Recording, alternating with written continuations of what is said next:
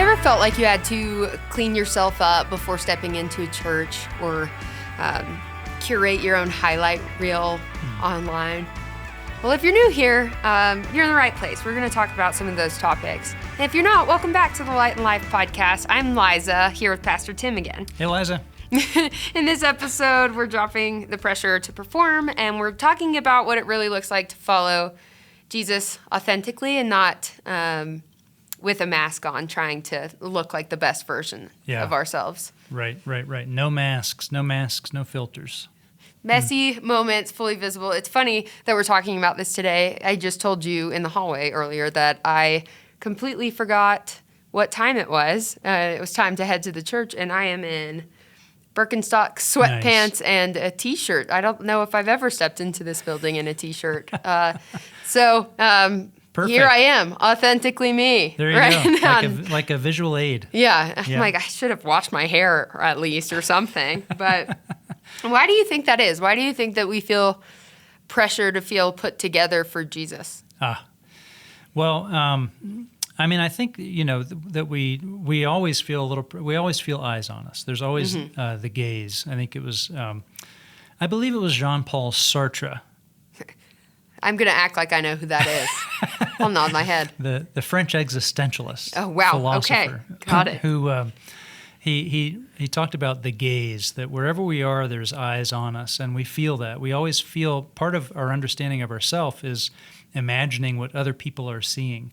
And so you never escape the gaze. You never escape other people's eyes. And so, in his day, which was way before, television, radio, all iPhone, the things. He would talk about, the gaze. The gaze is when you're walking up and down the street and people are seeing you. They can see you and they're looking at what you wear and what you decided to wear and all that.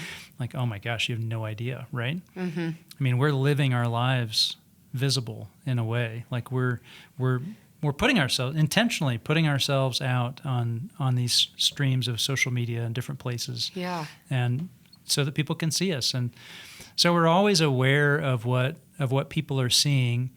And then it feels empowering to try to control that, to try to manipulate it. And just like I think it's just a temptation that if I've got the opportunity to calibrate what you're seeing of me, I'm definitely going to want to calibrate it to the point where you're seeing stuff that you like and not seeing stuff that you might not like. And so we just continue to create this persona. And what can happen is that more and more our persona, this doesn't just happen with fame. This is people talk about this happening with fame, but this happens now with everybody, that this persona is really distant from the person. Right. And so I think we feel a temptation to do that because if we've got a sense that we can control what people think of us, we want to control that as much as we can. And we want to make people appreciate us as much as we can. It's just a natural kind of desire of the heart. Yeah, I think, and we discussed this on a recent podcast when we talked about social media in particular and trying to put on just this view of ourselves. Yeah.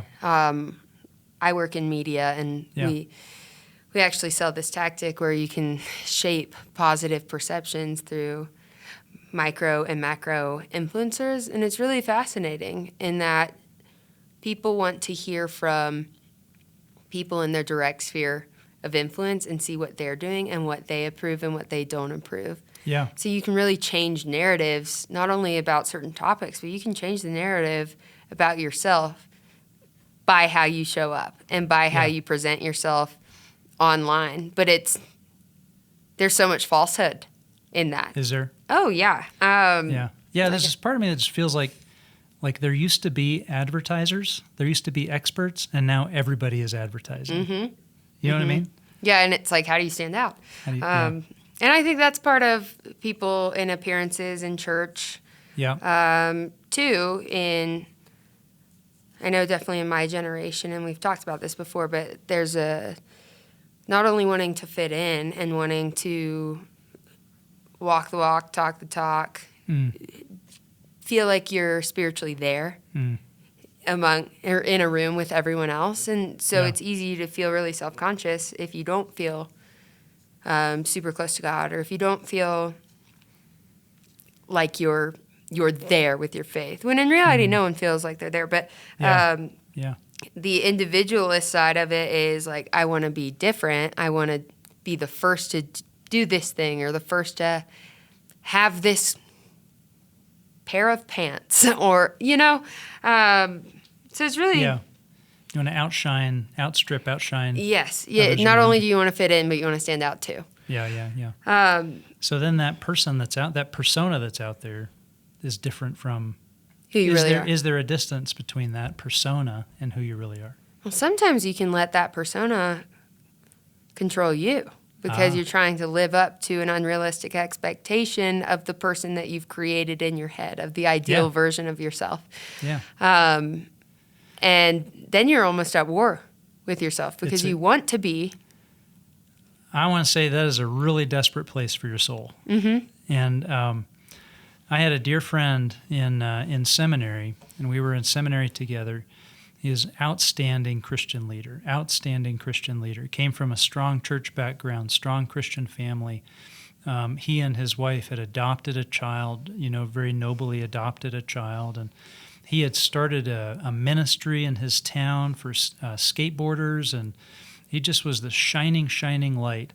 And as soon as we were towards the end of 3 years of seminary, the whole thing kind of collapsed around him. And I asked him, I said, what is going on? What has happened? The marriage came apart. He wasn't sure if he wanted to be a pastor. He said, I'm not sure if I believe this. And the phrase that he used was, he said, we have been living as people of the lie, talking about himself and his wife.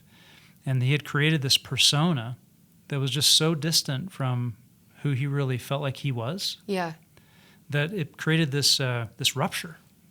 And it was really devastating. I mean, it was really hard for him and his family and his kid. And it took a long time to watch that come back together. Yeah. But when we let that persona run rampant, and it has nothing to do with the person, there's a real divide that can open up, a real rupture. And I think people are experiencing that. I think that's a big part of the mental health crisis of social media. Yeah. Is there a time where you feel, you personally, Tim, have felt like you could be your authentic self? Like, can you give some examples? I know, I hope that comes more often than not, but being a pastor of a church and eyes are on you, where are those safe spaces for you? Yeah, honestly, I mean, that's, over, hanging out at your place, at your house with all your friends and your dog, George. That was fun. That was a fun time. Yes, everyone, I got a new puppy. Yeah. He is the best. Except for today. He did have an accident. No filter. He pooped in the house. He pooped in the house. It was really brutal. This might not be ethical, but I definitely shoved his face in it and spanked him, and then I got really sad after. Wow. I was like, You're hearing it here someone's going to call PETA. PETA's going to be called on that one. I'm just terrified that I'm not raising this dog right. I can't imagine what a child is like. If I love this dog this much and how much I care that he behaves at the same time, I feel terrible for my future children. Oh, boy. I really do. Yep. So I got to get that in check. That's a future episode. There's grace. There's grace for dogs that poop in the house. There's grace for dogs that poop in the house. And I think that's a great question because, when you are in leadership, you're viewed, the gaze is on you, and it's a scrutinizing gaze for various reasons, people carrying their own issues, right? So they've got pain in their heart that they're trying to resolve, or they've got expectations of a pastor that might be unrealistic, or they've got expectations of a man, or whatever, and someone in authority. You're carrying all that stuff is sort of coming at you. So it's really, I think it's a real important discipline to try to to keep the person and the persona as close as possible. Yeah. And I think the ways that I do that, I guess, I try to be self-deprecating when I'm, preaching and stuff, or disclosive, or a friend of mine, really dear friend of mine, taught me a long time ago that the key to humility is apologizing at the right level of harm. And so if I've harmed one coworker or Abigail or or a friend, I'm not going to like get in the pulpit and apologize for harming that one person, because that's actually like a false humility. You're using that to prop yourself up. Right. I'm going to apologize at that same level and own it at that same level. And that's one way of staying genuine. But if you've done something to harm like the whole church or the whole world, then you've got to get up there and say, boy, I blew that. And, Yeah, take a look at this guy. Yeah, right. But that's part of it. We just talked on Sunday about holiness, and that part of holiness is coming to integrity. Like, you know how Jesus, when he's going through, you go through the Gospels, and there are these moments where someone's like quibbling in the back of the room, and it says, and Jesus, knowing that they were arguing about this, or Jesus knowing, Jesus knows. Do you know what I mean? Yeah. There's moments in the gospel where it's like Jesus penetrates and he knows what you were thinking. He knows what you were doing. He knows what you were talking about, even though he couldn't hear you. Like, he knows. Yeah. And those are so scary. I remember when I first read those as a new believer, I was so scared to death. Like, what do you mean? Jesus knows Everything. Like, he knows everything. He knows, like, what if I close the door and I shut off the lights? Like, well, he still he knows everything. Like, he's and at first it's like, oh no, I'm totally exposed. Like, I'm totally Jesus knows everything. But that's such a gift because he's holding everything together. Like, he doesn't not like that part of you that you don't like. He loves that part of you. Yeah. And he wants to redeem that part of you. And he doesn't run away from you when you go disobedient and rebellious and go into your vices. He actually is, oddly, and this is a hard thing to understand or to sort of to take into our life of faith. He's there. He's there even when you're disobedient. And he loves you just as much, seeing you in your disobedience. And he wants to bring that disobedient part of you back together into one whole person. Yeah. So you don't have these different warring parts of yourself that actually are in conflict with one another and cause you to disintegrate. Jesus wants to make you an integrated whole person. Yeah. And what were we talking about? It just, I can't even remember what the first thing that I asked. All that's going in my mind is dog poop. Is dog poop now? Yeah, well, when you say... Well, being real. Yes, being real. When you say that God's there with you, even in your disobedience, it's funny that you bring this up because I am on a therapy journey, and my therapist said to me, Liza, you have a pretty messed up view of God. Ah. And I said, how so? Because, my faith, I want it to be the utmost, central part of my life. And when it's not, I'm living in shame. And then I think that everything that falls apart in my life is a punishment. And I'm not sure where that came from. I'm sure it's a lot of wounds that aren't super healed yet. But she said, if you're walking around thinking that everything happens to you as a punishment because of your actions, the alternate or the other side of that is that you think that you can work your way into God's love. Right. And that kind of reframed, that was really helpful to hear. I needed to hear it because I know that in my head. It's hard to feel it. I think just trying to reframe of I'm loved, I do bad things, yet I am still loved. Right. There's nothing that I could do to separate from God's love. But I think I get into this mindset of it goes back to me thinking that I'm in control. And I'm not. Right. But that headspace still comes up. So how can we make space as a church community for honesty and imperfection and not having to show up feeling like you can't come as you are? How do you encourage people to be honest about where they're at in their faith or how they see the Lord move or not moving. It's so good. It's so good. Yeah, and it's, really helpful when someone draws like this, the silly cartoonish. You think God is like Zeus with lightning bolts ready to zap you, and you're like, no, of course I don't. Mm-hmm. But kind of I do, right? Yeah. But kind of I do. So now I'm gonna try to live right to get right from God, mm-hmm. instead of living in what Henry Nouwen calls my belovedness. Yeah. Living in and from the truth of me being beloved of the Lord, regardless of my choices and behaviors. Mm-hmm. Like his love for me is not dependent on my performance. And it's so hard to get that figured out, to really get that to sink in. That I'm reminded of you remember the rich young ruler story in the Gospels? There's a young ruler, wealthy young man who says, how do I get saved? How do I get to heaven?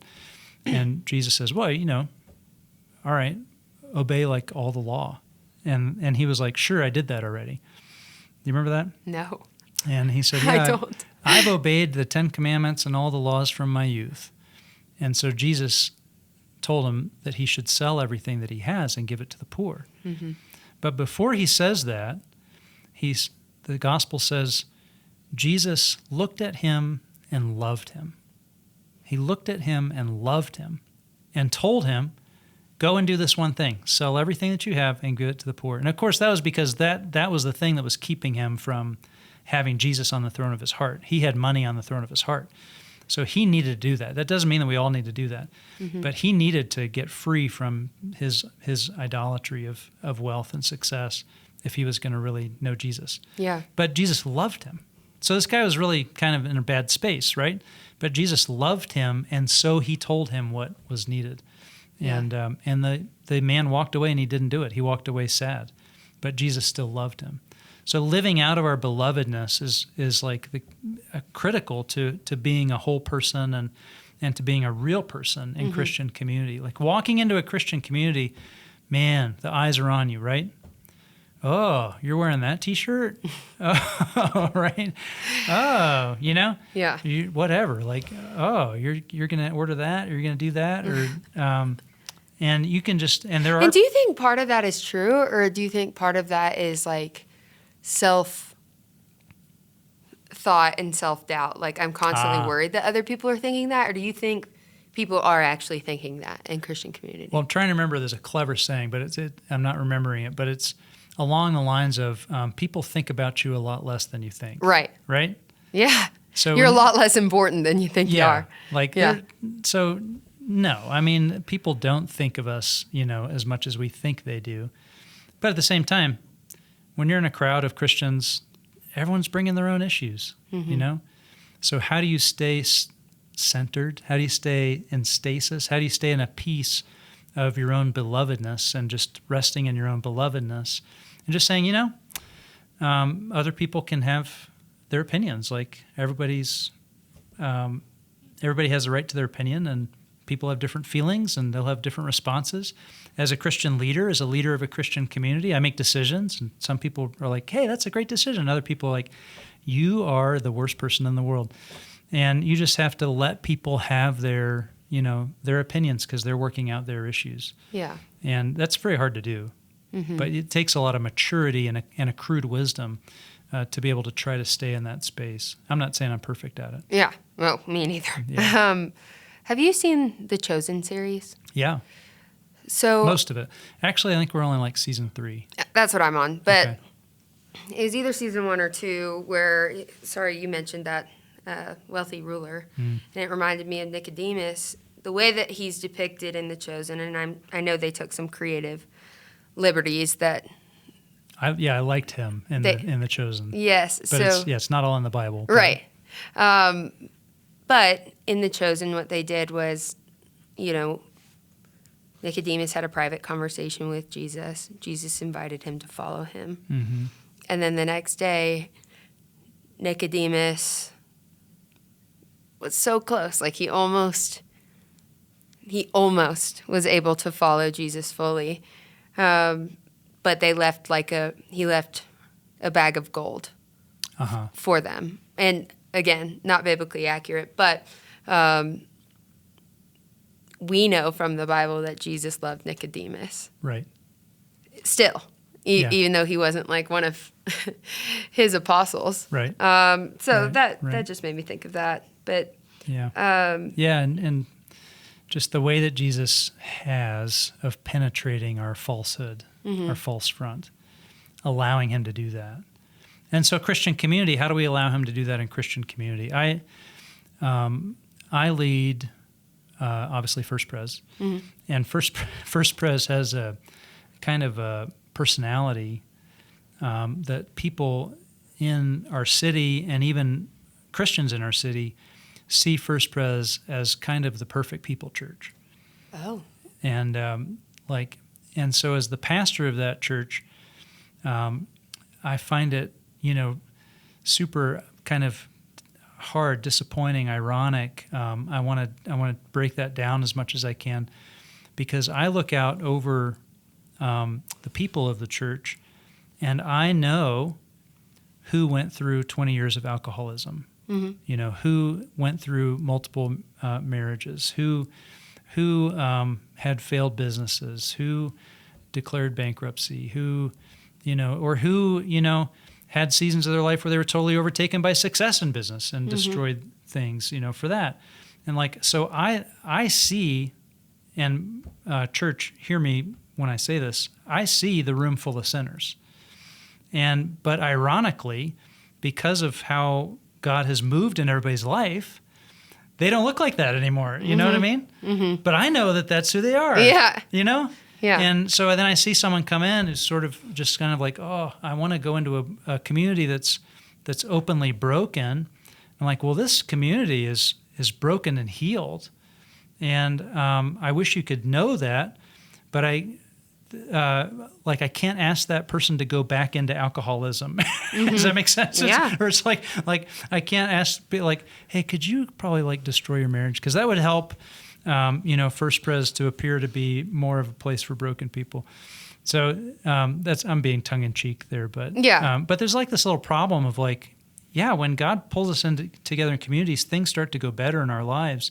How do we still keep the door open that this is a place for broken people to come and feel and receive the grace of God and feel beloved for who they are in their brokenness and pain? And so people then start to hide their pain. They start to to curate their persona. And how do we keep from doing that as a community? How do we just keep breaking down those barriers and those false fronts? That's a challenge. Yeah, so as a community, yes, that's a challenge, but how about with our relationships with Jesus? What does it look like for Jesus to meet us in those unfiltered moments, in that brokenness? How has that been revealed to you in your life? Yeah. Or how could people really think and find Jesus in those moments? Well, that's been I think you need someone to help you do that, a pastor, a spiritual director, a Christian counselor, a counselor, because we're just in a default mode of I'm going to show the good, hide the bad. Yeah. And Jesus is there for the good and the bad. He's there as much for, as he said, I've come not for the healthy, but the sick who need a doctor. Yeah. I've come to seek and to save the lost. So if I hide my lostness, if I hide my my sickness, Jesus is going to heal what he can touch. And if we're just sort of hiding, so sometimes it takes a counselor, a friend, someone to say, are you inviting Jesus into that space? Are you inviting Jesus into that area? No, that's the area I hide from Jesus. Well, what if you invited him in there? And how do you do that? Because he's already there. How do you invite him in? I think you do, some prayer and imagination. Yeah. And you can look back on your past and look back on traumatic moments or on mistakes that you made and invite Jesus into that room as you replay that moment in your head. And then recognize that he's there loving you even when you were at your worst, even when you felt at your lost and your least. that he was right there in the room with you. And then you walk forward from that and say, and now I also know that wherever I am, whatever I'm doing, that you're there, Lord. You're there with me and loving me, even when I'm at my least and my lowest. Yeah. That's a good word. Thank you so much. I think that's a great stopping point in that this week we urge you guys to stop editing your life. Yeah. Stop filtering everything that, every interaction, every social post. Show up. Don't let the persona tyrannize the person. Show up as you, authentically you. Invite other people into seeing the real you, but more importantly, invite Jesus into seeing the real you, and make room for grace for yourself and for others. Jesus loves you. Thank you so much for listening. We're happy to have you, and we'll see you next time.